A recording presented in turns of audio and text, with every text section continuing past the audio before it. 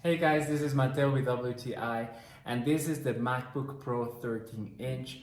I absolutely love this laptop for traveling because it's very lightweight.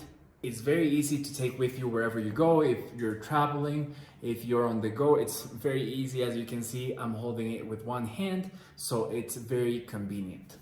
These are the ports. It has two Thunderbolt ports, a USB, an auxiliary port for your microphone, and on the other side it has another USB, an HDMI, and also a port for an SD card, which I think it's super convenient.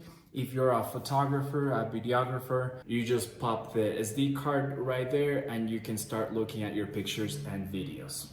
Since it's a Retina display, the picture of the videos are amazing, the quality is very good, and the colors are very bright and crisp. So if you're looking for an affordable MacBook that has that power that Apple can provide and that is very reliable, I really recommend this MacBook, and that is my point of view.